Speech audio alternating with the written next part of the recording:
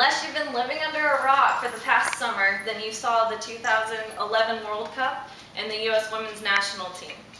While the U.S. Women's National Team did not win, Japan won in the finals in shootout. They achieved a lot of success there, and they also sparked an interest in soccer back here in the U.S. Their leader was Abby Wambach. Being a former player and coach, I know how much dedication and hard work goes into being as successful as she is, and I really respect her actions on and off the field. And for everybody, I think she's a good role model and a good example of how you should be on and off the field. Abby Wambach's a great person for 3 different reasons. She's very successful at what she does, she's humble, and she's also very appreciative and gracious for the place that she is today. She was born in Rochester, New York, grew up in Rochester, New York as well. She was the youngest of 7 children, and she played starting at the age of 4.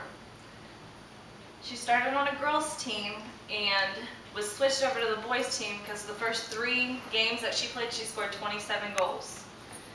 She also lettered in basketball and soccer in high school, but ultimately focused on soccer in college and went to the University of Florida. In 2002, she was the 2nd overall draft in the WPSL, the Women's Professional Soccer League. She went to the Washington Freedom, and she played with Mia Hamm, who was her mentor. They were very successful together, and they won the league the first year that she was there, and she was voted the MVP of the Founders Cup. So she became one of the people on the national team, and this year, now she is one of the most successful people in World Cup. In the world of soccer. She has had success her entire life. She started in high school being the National Player of the Year from Umbro. She, at the University of Florida, was the SEC Player of the Year twice, and they also went to the Final Four her senior year. On the national team, she had a gold medal from the 2004 Olympics. She's also scored the most goals out of any U.S. player in the World Cup, and she also was the fastest to reach 100 goals out of any of the U.S. players in U.S. history. She's now the coach of her former team, the Magic Jacks, one of the WPSL teams. She's also very humble.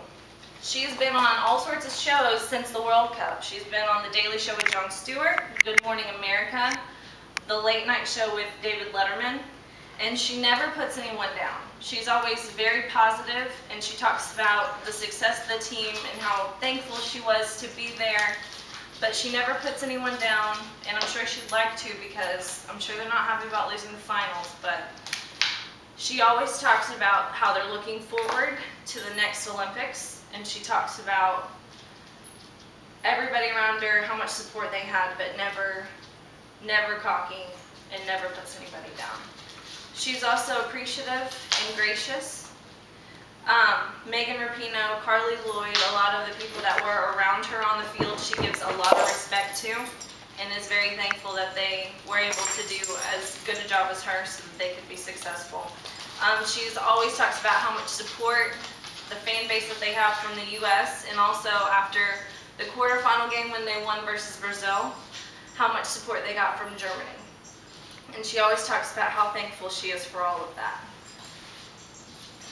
To recap, I think that Abby Wambach is a great person because she's very successful at what she does, very humble, and also very appreciative.